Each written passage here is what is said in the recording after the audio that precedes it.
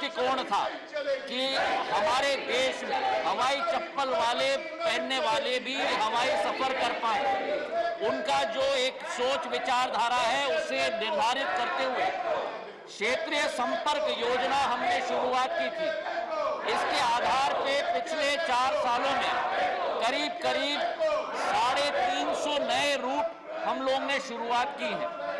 करीब करीब 59 एयरपोर्ट हमने नए स्थापित किए और यही लक्ष्य राकेश जी हमारा है कि देश के दूर दराज इलाकों में भी हवाई सेवा से हम लोगों को जोड़ पाएं। केवल हवाई सेवा नहीं, लेकिन हवाई सेवा के साथ भी जो टिकट का दाम है वो सस्ता से सस्ता हो और वर्तमान में सेकंड क्लास एसी के फेयर के आधार पर हम लोगों का टिकट का दाम हो रहा है, ताकि देश का आम नागरिक, उड़ान का मतलब उड़े देश का आम नागरिक, इस लक्ष्य की पूर्ति हम लोग कर पाए। जहां तक बेगूसराय का विषय है, इसमें भी मैं कहना चाहता हूं कि क्षेत्र संपर्क योजना के तहत हम लोगों ने हर राज्य के हर शहर को शामिल करने की कोशिश की है और इस तरफ भी हम लोग पूरी लक्ष्य की पूर्ति करने की कोशिश कर रहे हैं। 780 रूट्स अवार्ड हो चुकी हैं, जिनमें से 359 आज चल रही हैं। आगे भी अगले राउंड का बिडिंग 4.1 भी हम लोग जल्द से जल्द शुरू करेंगे। सुशील मोदी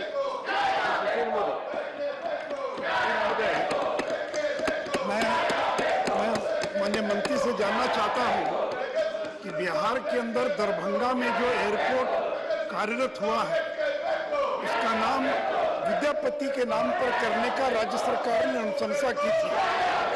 मैं माननीय मंत्री महोदय से जानना चाहूँगा कि दरभंगा एयरपोर्ट का नाम बदलकर विद्यापति के नाम पर करने के निर्णय का क्या हुआ, उसमें क्या प्रगति हुई है?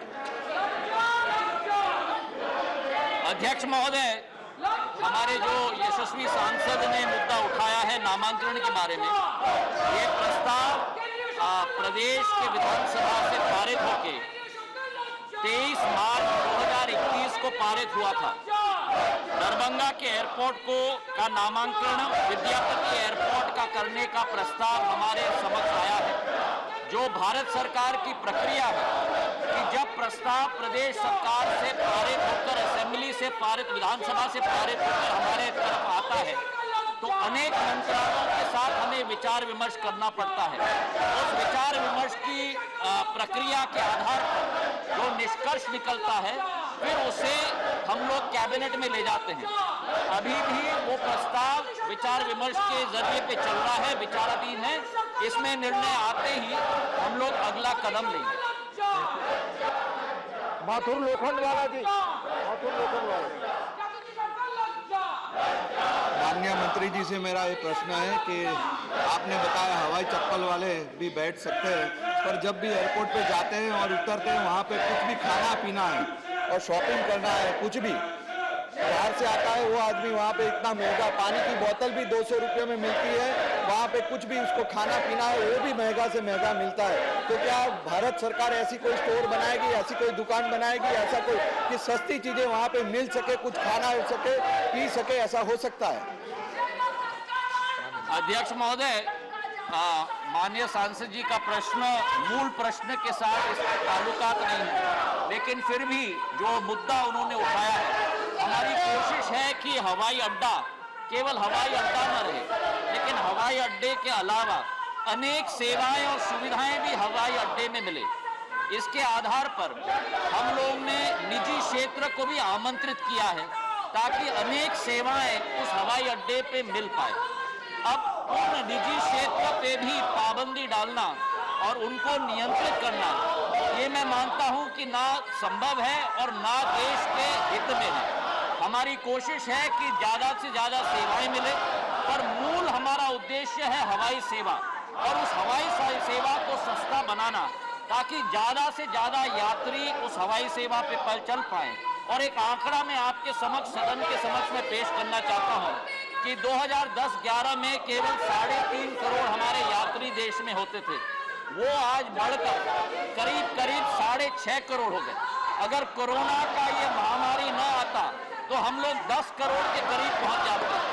और अंतर्राष्ट्रीय कार्गो बिजनेस में केवल 2% तक सीमित था, जो भारत सरकार ने अनेक कदम उठाए हैं, जैसे कोल्ड चेन लॉजिस्टिक्स दिए हैं, कार्गो हब्स नए बनाए हैं, डोमेस्टिक एयरपोर्ट से कार्गो की निर्यात की शुरुआत की है, हार्मोनाइज लिस्ट में कई प्रस्ताव रखे हैं।